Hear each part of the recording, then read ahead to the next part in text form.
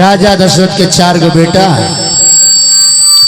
बुढ़ारी समय में राजा के मन भर की राम के राज्याभिषेक करके राजा बना के हम जाके भगवान के भजन भक्ति करी। राजा बनावे खातिर वशिष्ठ बाबा से सलाह लिहल गई। तब वशिष्ठ बाबा कहने की हे राजन, राम के जितना जल्दी हो सके राजा बना दो। अयोध्या में ढिढोरा पिटा गई, डुगी पिटा गई कि राम राजा बनी है। सब कोई खुशी मनावे लागल कि राम राजा हुई है, सभे खुश बा। बाकी देवता लोग के मन में दुख हो गई कि राम राजा बनी है तो दुश्मन के संहार के करी, धरती के पाप के हरी। तो सब देवता लोग मिलके माता सरस्वती के प्रार्थना कइल। अब माता सरस्वती से कहलो कि तू कोनो ऐसा उपाय करो जौना से राम राजा ना बनस, राम के वन में भेज दो। माता सरस्वती जाके मंथरा के मस्तक पर सवार होके मंथरा के मती फेर देली। अब मंथरा जाके महारानी के कई से कहली कि हे महारानी के कई, तहार राजा तेरा संग छल करता रे, राम के राजा बनावता रे, तेरा सौतीन के बेटा के आ तहरा बेटा के अपमान करता रे। का तहार बेटा राजा बने लायक नहीं? तो रानी क्रोधित रे भैली, अरे मथुरा के सुन के कुबोली। महारानी कह कई क्रोधित हो गई आ कहली कि रे पगली, जबान संभाल ना तो हम जीव तो रोकने वाले हम। हमरा खातिर जैसन हमार राम बाड़े वैसन के हमार भरत बाड़े। हमरा खातिर राम आ भरत में कोनो अंतर नहीं। तो मंथरा कलश की महारानी के कही, हमार बात तेरा आज ना बुझाई, हमार बात तो दिन बुझाई जहिया राम राजा बन जी है। राम के माई कौशल्या राजमाता बन गई है।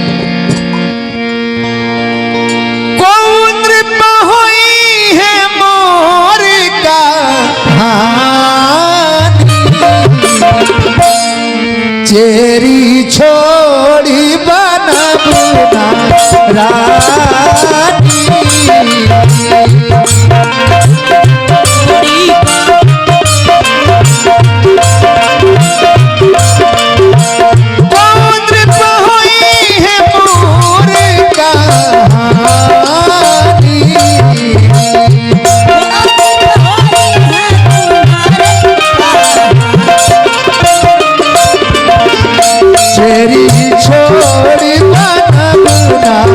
रानी,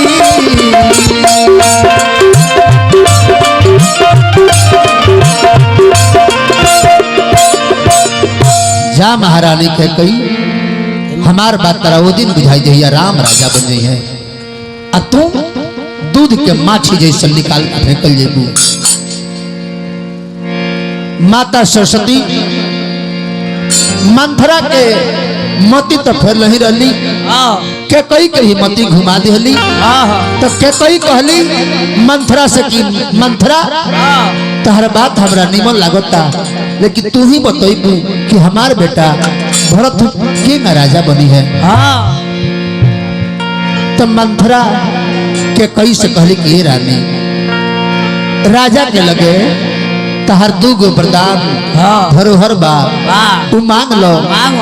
राम के वनवास आ अपना बेटा भरत के राजगद्दी मांग।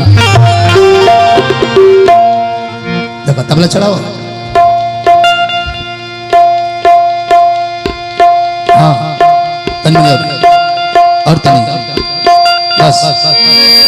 अब कहली मंथरा की बिना भेष बनौले भिक्षा ना मिले,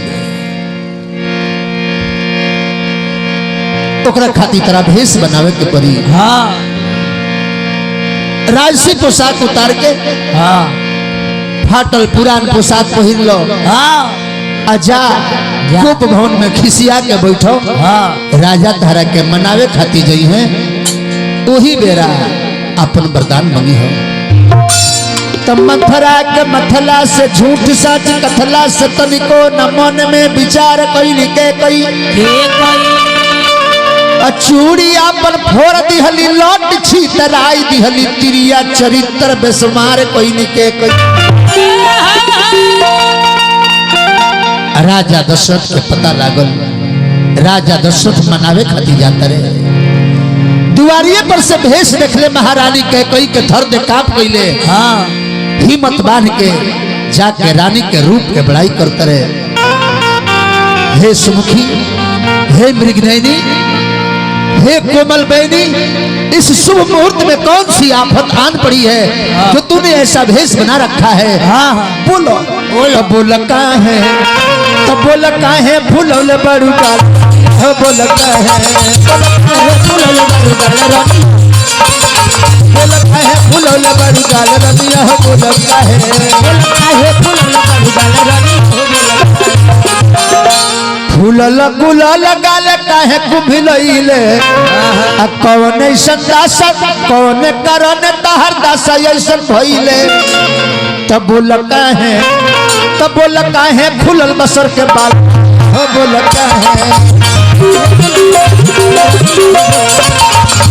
काहे फूलल बालू गाल हो बोल काहे।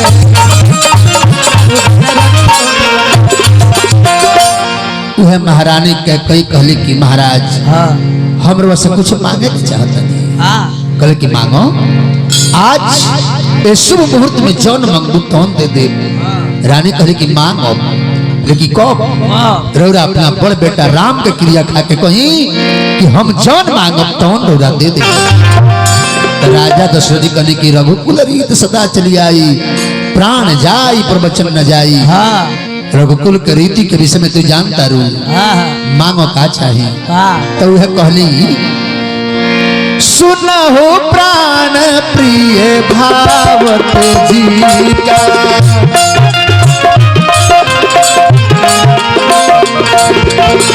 देहु एक बर भरत ही का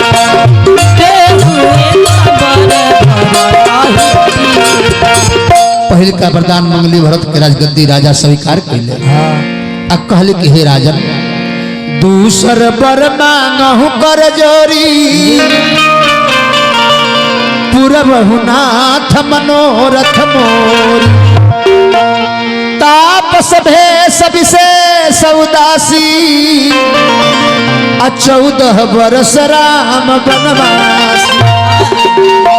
वह राम के वनवास सुन के राजा दशरथ धरती पर गिरले, छाती में मुंह का मारत रहे।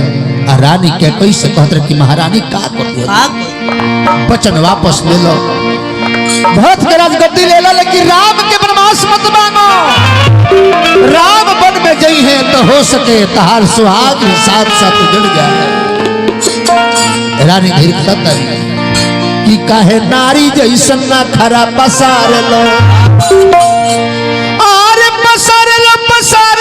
पसार लो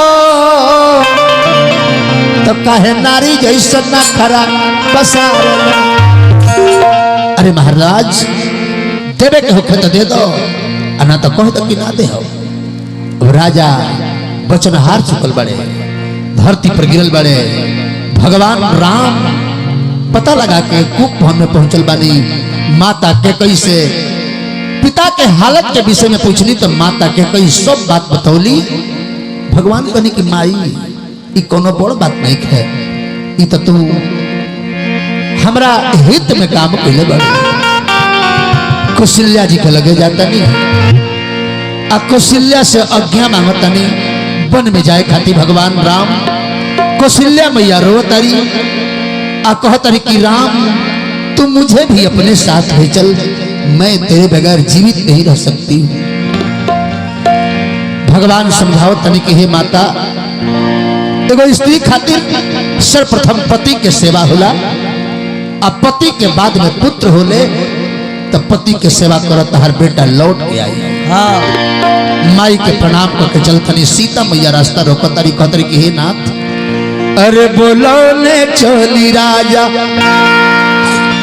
जहाँ जात बानी बुलौले चली राजा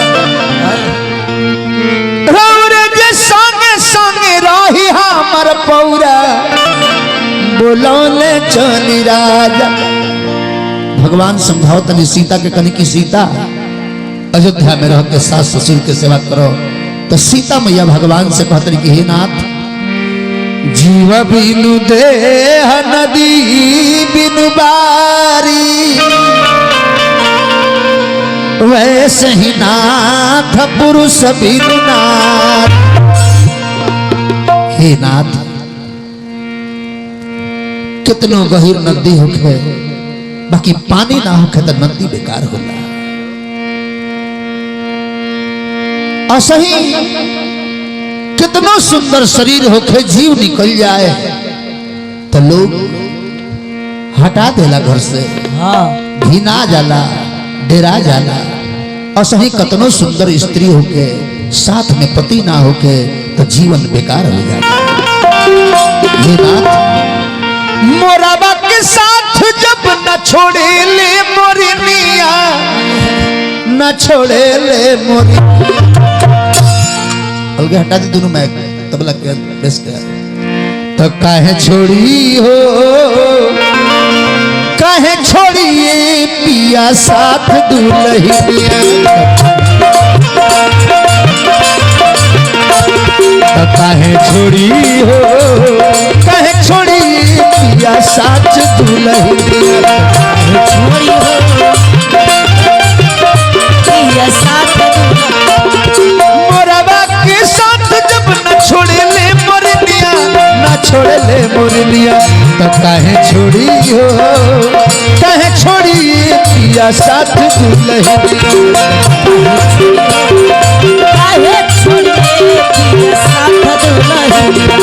काहे छोड़ी हो काहे छोड़ी पिया साथ दुल्हनिया। काहे छोड़ी हो काहे छोड़ी पिया साथ दुल्हनिया। सीता मैया के साथ में लेके राम भी चलता नहीं। बहुत बहुत पुरस्कार दिले भाई हमारे नन्हे भाई हार्दिक अभिनंदन बा। पिताजी के भगवान के धाम में स्थान प्राप्त होके यह भगवान से प्रार्थना कर जा। अब साथ में लेके सीता जी के चलता नहीं राम जी लक्ष्मण जी भी साथ हो गई। भगवान कहने की जा अपना माई से आज्ञा लेके आओ। माई के प्रणाम करके सुमित्रा के लक्ष्मण जी आज बड़े राम सीता लक्ष्मण तीनों आदमी राजा दशरथ के प्रणाम करे खातिर। राजा दशरथ जी देखली आंख छलके लागल होठ कांपे लागल शरीर तड़फड़ाए लागल। अब पूछने की राम हम तो सिर्फ तारा के बनवास दिले बनी राम तेरा साथ में लक्ष्मण जान की कहा जाता लोग। रमेश भैया तुर कहा से पुरस्कार देनी हार्दिक अभिनंदन बा। हार्दिक अभिनंदन बार बार प्रणाम बा। भगवान से प्रार्थना शुभकामना खातिर। अब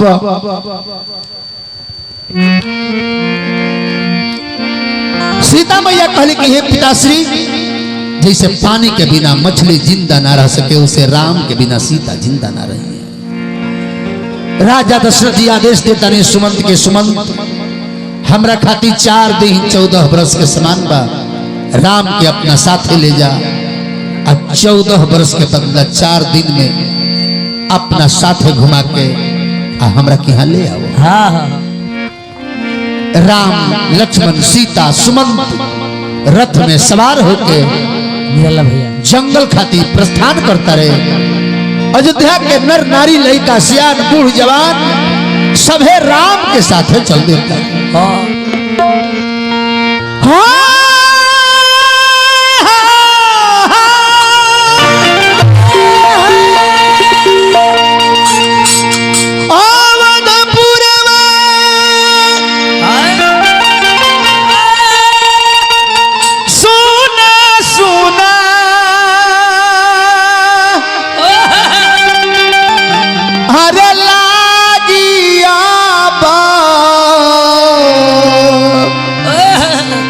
राम के बिना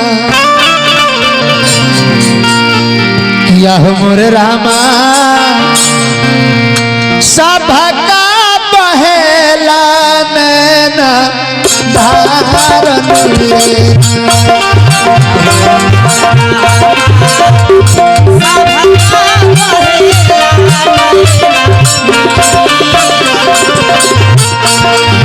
या हो मोर रामा सभका बहेला सुंदर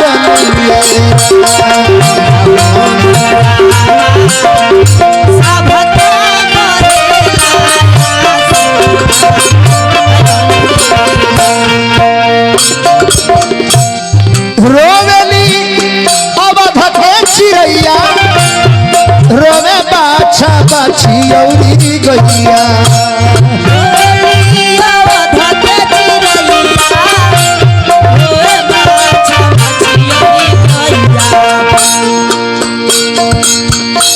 रोवेली अवध के चिड़ैया रोवे बाछा बाछी औरी गैया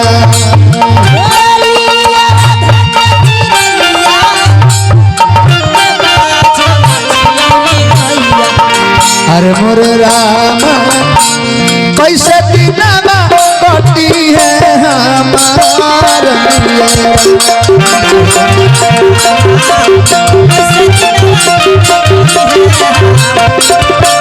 या मोर रामा कैसे दिनमा कटी है हमार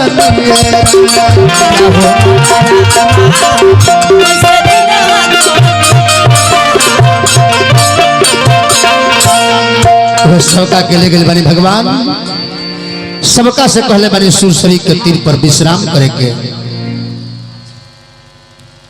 नमो भैया के चले राम भगत जी पुरस्कार देने हार्दिक अभिनंदन बा सभे विश्राम करता नींद सबका लागल 3 बजे भोर में भगवान राम सुमंत के जगावत हनी राम सीता लक्ष्मण सुमंत सबका के सुतले छोड़ के प्रस्थान कर जाता है एक रात सिंगेरपुर में बीतल बा सिंगेरपुर में एक रात बिता के बिहान भइला केवट से जाके नाय मांगतनी लिखने गोस्वामी बाबा मांगे ना बन के वटियाना कहीं तुम्हारा मरम में जा क्यों कहले कि हम नाय ना ले आए कहे कि चरण के धूरी के मरम हम जानता नहीं एगो पत्थर पर पड़ल तो पत्थर नारी बन गई आ कहीं हमरा नाय पर पड़ी तो हमार नाय भी नारी बन जाई आ नाय नारी बन जाई तो एगो औरत के खर्चा चलाए में हम परेशान बानी एकर खर्चा कहाँ से चली के चलाई हमरा मेहरारू के विश्वास हमरा पर से हट जाई लाख प्रयास कैला के बाद कहस की एगो उपाय बा मन बिनती हमार इनकार जन करी हरौआ पौआ धोवारी हौजारी जन करी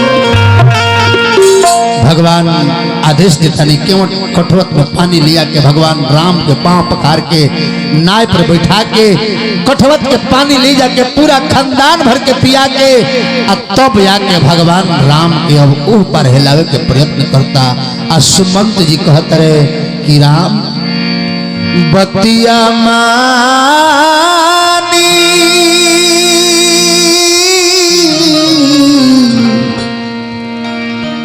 बतिया मानी सरकार रहुरा जग के हमी करतार एक बिनती सुनी हमार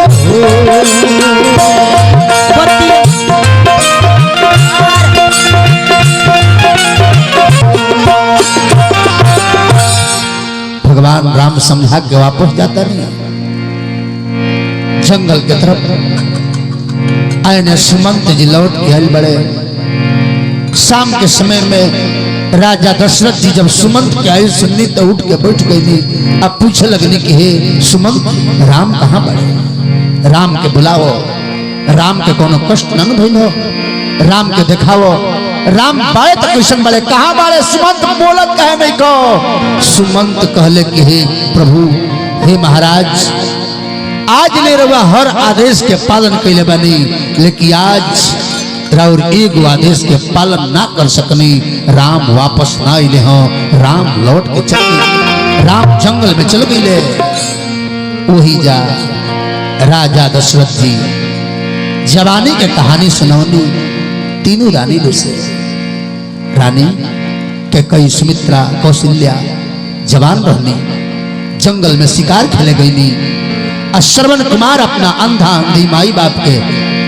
बहंगी पर बैठा के तीर्थ धाम घुमा के लौट रहले प्यास लागल पानी पिए के कहलो जंगल में बहंगी के गाछी पर टांग के जैसे आके जलपात तो सरजुग जी में डूबले हमरा बुझा गई कि कोनो शिकार पानी पी आइल बा बाण चला देनी शब्द वेदी बाण जाके श्रवण के सीना में लाग गई आज जब निकाले खातिर गईनी तो कहले कि हमरा अंधा अंधी माई बाप के पानी पिया दी है राजा अभी दुनिया छोड़ के हम जाता नहीं उहे पानी लेके गईनी पानी ना पियलो श्राप दिहलो आ कहलो कि राजा दशरथ हमरा बुढ़ापा के सहारा तू छीन ले बाड़ो तो जा हमने के श्राप देता नहीं जा एगो समय आई कि बेटा रहते तू बेटा के वियोग में तड़प तड़प के मर जइबो राजा तड़प तड़प के मर जइबो ए रानी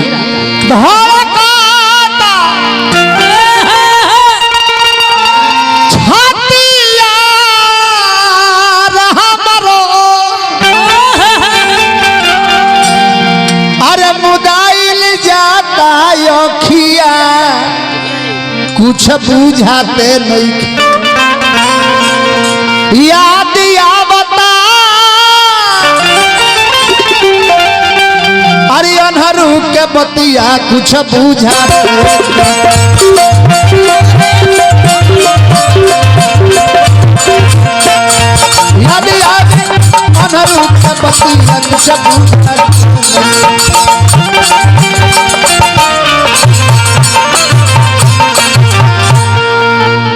जन्नी वही जा राजा दशरथ के मुख से लिख ली गोस्वामी हुआ राम राम कही राम राम कही राम तन परिहरी रघुबर बिरह राव गए सुरधाम 6 बार आवाज आई राजा दशरथ के मुख से